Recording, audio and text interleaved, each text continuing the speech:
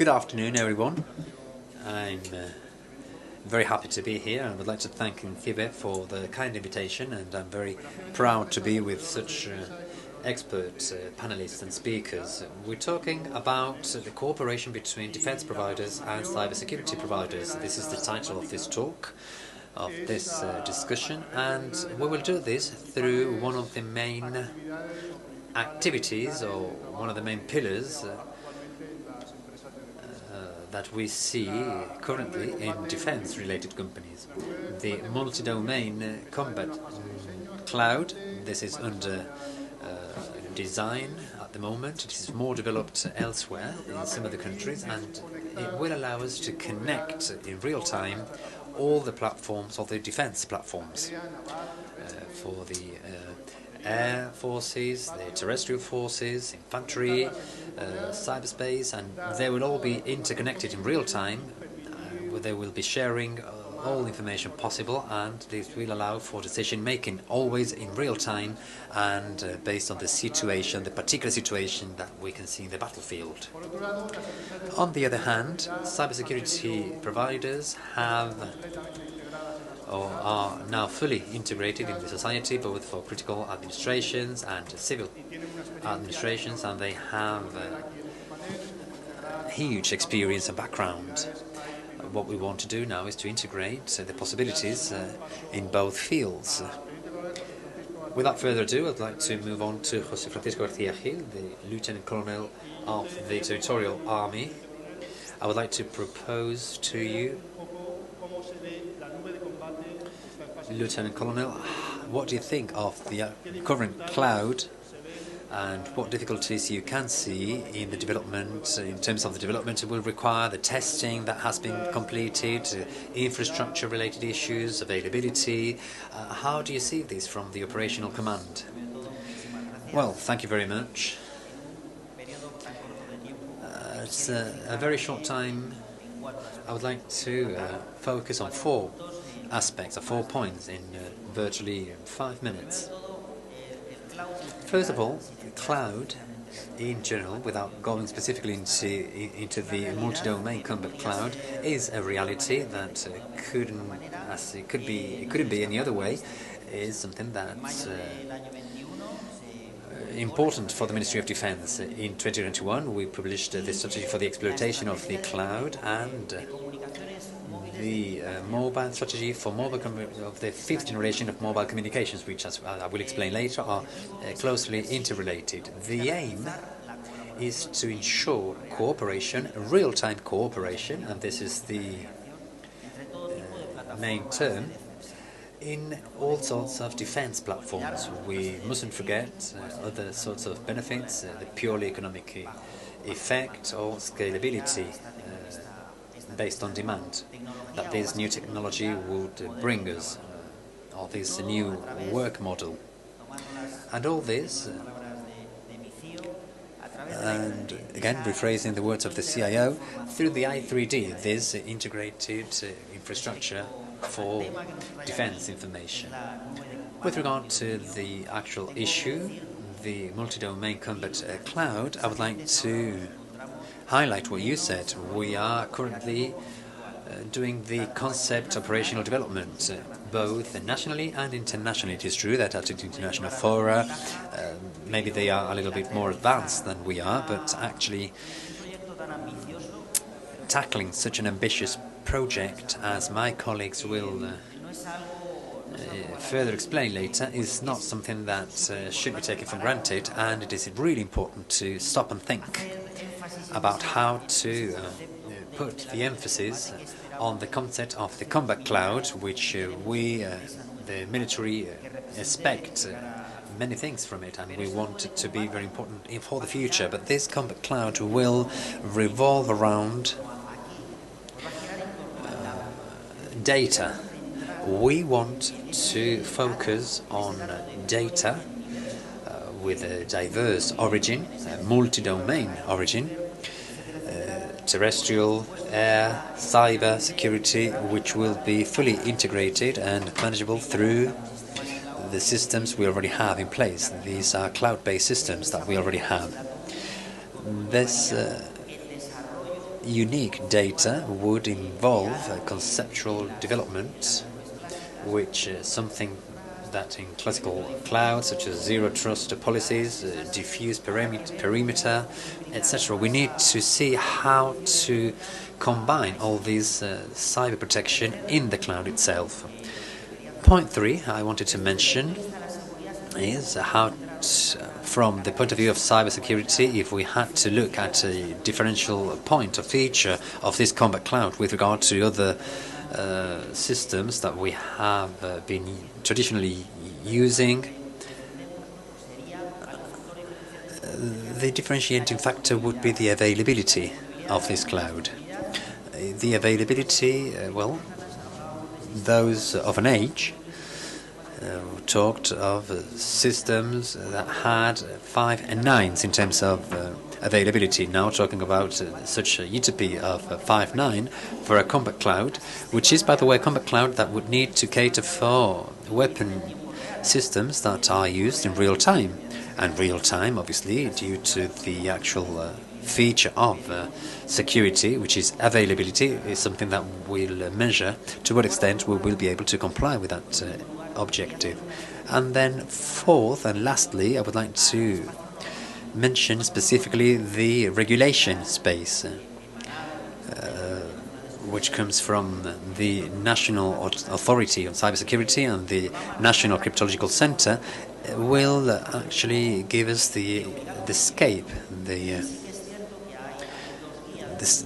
space where we have to comply. And there are 2 guides, 823 using the network or the cloud services, and the architectures, which in a way come hand in hand.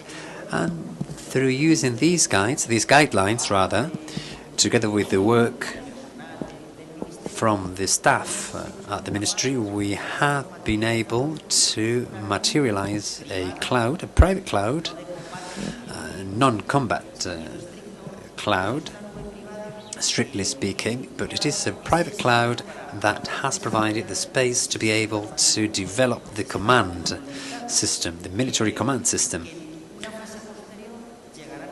And at a later stage, there will be the deployable means that will integrate with the private cloud from the Ministry itself, which is currently a reality.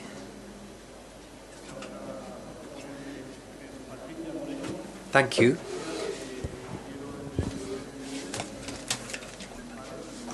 So these are the main the main activities at a national and international level. Patricia is an expert in classified information, and she's participated in projects having as main users, the Defense European Agency. One of the topics to develop the combat cloud is the participation of different countries at the European level, in our case, the participation of different companies to the cloud, and the different participation of different organizations and armies or armed forces. Talking about the design phases, this required to properly control classified information from different levels. I think Patricia is an expert in this, and she's going to explain us how everything is done. Thank you. Thank you very much for the invitation to this panel. So for years, GMW has been actively working in defining requirements, use cases, and risk analysis in order to host infrastructures of classified systems in public cloud structures. To describe easily the deployment of this, let me explain you a real thing we work with on a daily basis. So the European agency required GMW a risk analysis to implement classified information system in a cloud system, so that information is being given as accredited. So technical and security parameters have been identified and defined from a technological point of view, logical point of view, segmentation point of view, including human resources as well. For this analysis, more than 30 companies, cloud providers companies, were studied, among which Amazon was studied. So the study showed from a technological security and availability point of view, this company complies with higher standards, but there are risks related to classified information handling requirements which cannot be dealt with sufficiently now, based on 4 important topics. First of all, the location of this classified information. So where it is physically located, stored. Second requirement is the compulsory fact of using pictographic devices that are authorized by the relevant agency for the information to travel on the internet. Third, control and identification of the staff members that are going to handle, maintain, and install this kind of infrastructures and services. And fourth, the physical control where the systems are going to be located. With regard to the location of the information, that classified information must be located in a location which must always be accessible by the owner of such information. This, in public cloud systems, can maintain certain risks. For instance, this cloud may not be located in the actual country or in Europe, and there might be some legal implications. For instance, the possible intervention of the governments of those countries wanting to access that information. This may actually mean that the government of this country may be able to access that information at a specific point in time or due to a crisis, and the owner of that information may not be able to do anything to avoid that. Also, traffic through internet requires certain cryptographic elements. This is not only the installation, but also the control and the management and the maintenance of this. This will entail a contract to be in place with the cloud providers, cloud services provided, and it needs to be interesting. For instance, if we think of a giant such as Amazon, the interest may not be easy to be generated when it comes to the investment and benefit. Also, for points 3 and 4, both the staff that accesses and maintains these systems and services and the facilities themselves need to be clearly identified, and this also entails new difficulties, and new contracts will be necessary with these type of suppliers. We are currently analyzing the possibility to solve these requirements or these risks, because from a technological and logical point of view, it would be highly interesting for these type of systems, as the price would come down and it would ensure the level of quality and service required for these systems. In order to confirm that we are currently working on this at GMV, we are currently working together with other cloud providers in a similar study for NATO. In short, currently it is not possible to use a public cloud for classified information purposes, but it is not due to technical reasons, but due to legal reasons and to other constraints, and we are working in the correction of these issues and to make further progress to develop these kind of classification systems. Thank you, Patricia. We also have José Rosell. He's the founding partner of S2 Group, one of the most important cybersecurity companies nationally and with certain international participation. And José, I would like to ask you to talk about the relationship between what we have learned about the control network for cyber systems and what can be applied to the combat cloud. Insofar as, in one of them we control physical objects through the INCIBE, whereas in the combat cloud we're going to tackle a kinetic and a cyber attack. What can we use from this technology? And then also referring to the huge amount of data that will be available, how can we make the best use of those data for decision making, and how, as an expert in artificial intelligence, how could we apply or how could we make use of artificial intelligence in order to make the best decision? Well, thank you, José, and thanks to the INCIBE for having organized the 16th edition of the ENISE. It is very nice to see each other's faces without wearing a mask. And to answer your question, I think there is a basic question that General Lieutenant has mentioned, and it is the fact that everything is based on real-time information that must be accurate, it must be accessible, or it must be available rather, but not accessible to anyone. So the actual concept of the combat cloud should also have its weaknesses. It has to be ubiquitous in its access, it has to interconnect different systems, and therefore it needs to work on the system interoperability, including outdated systems which are in operations. It also needs to integrate cyber systems with kinetic systems, and therefore this makes the whole picture very complex in its own right. But it is also true that from this perspective we are lucky enough to have been working for a long time with the cloud-based systems, with information where there are already sensors and actuators, such as for instance a combat network where sensors may be of different kinds and nature, involving different weapon systems. Obviously, but it is true that for many systems, including the electric grid control, we have been working for the integration in real time of these information, and we have found similar issues. So I think we can learn from everything we're doing in real situations where we are also suffering attacks on a daily basis, more or less severe attacks from all sorts of players. I would say that the threats are similar. The actual threats are very much the same. The techniques may be different, but the impact may also be different, because we're talking and we're dealing with different systems, but when it comes to the actual typology of the attack, it takes us back to the typology of attacks that we see on control networks, on OT networks, on cybersecurity networks, so attacks of confidentiality, as we have already heard, attacks on availability by degradation or destruction of the network itself, or also attacks which may be more dangerous in this case, attacks against the integrity of information, which may lead us to make the wrong decisions. But really, what really concerns me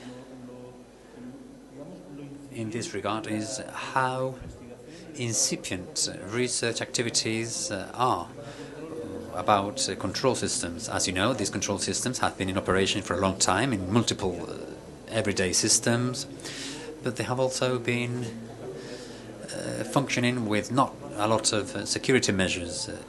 Security in the design stage has not always been taken into account. It has been neglected many times, and I think manufacturers have still a lot to say and a lot to do to make the elements making the systems more secure, and also secure when it comes to being part of our systems, our networks, be it a combat network or a cloud to manage an electric grid or system, or drinking water systems, for instance. So in that regard, I think we still have a long way to go.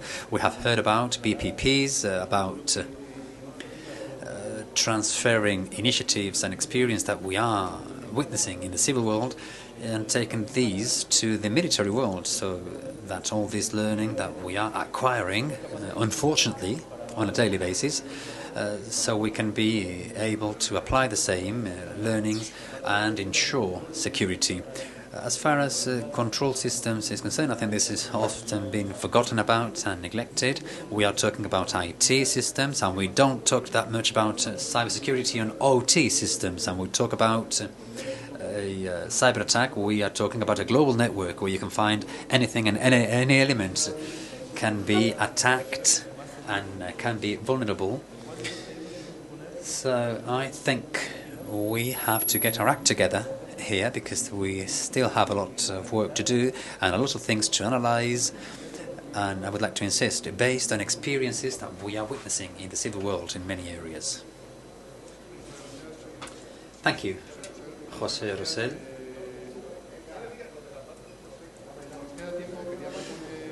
Since we have some more time, I would like to suggest another topic for debate, which is related to what the earlier moderator, Fernando, also mentioned, the capacity, the national capacity to develop this type of technologies, and the difficulties that we are finding currently something we mentioned before, the difficulties we are seeing when it comes to finding the right talent and incorporating those talents to the businesses. As a businessman, I would like you to tell us about what the situation is at the moment, the relationship between cybersecurity, the combat clouds and the large defense companies, everything related to talent.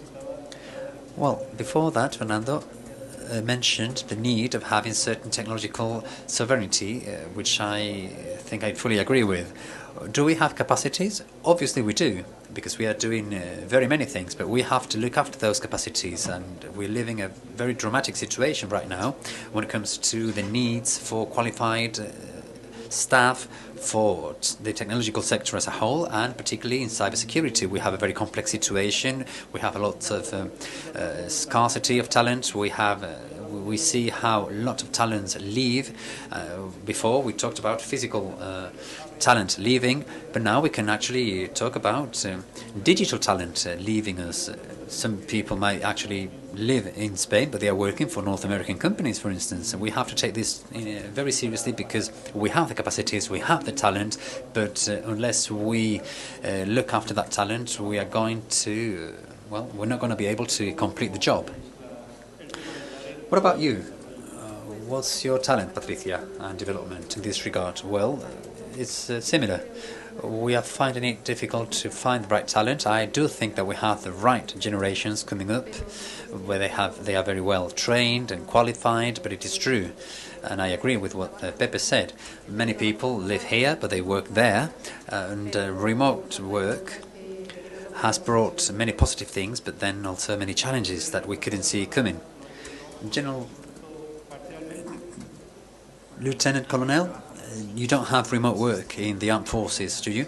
Well, we don't as such, but we also have a problem retaining talent, and I would like to refer back to the former presentation we heard. It is a constant concern for us, and something which is extremely critical for the armed forces, because the value of the armed forces are the people themselves. Technologies comes and goes, but if a country has armed forces with motivated staff, with true vocation, they will not have any hurdles along the way. The problem is when if in the companies, in the private companies that have other resources, if they have problems, obviously we're going to have many more problems in the armed forces. We are trainers of trainers, we train our own specialists, etc. But then it is the market that rules. Thank you. Well, we are witnessing a huge challenge for the combat cloud. It has to be done. It is one of the main pillars at the moment, and just by way of summary, on the Ministry, you talked about the scalability, the famous 999, which is kept, and how this may evolve from the current cloud to the combat cloud. At GMV, Patricia, you talked about the four main areas where you are working, and why public networks such as Amazon are not the best option, particularly because they are not located in Europe, among other things.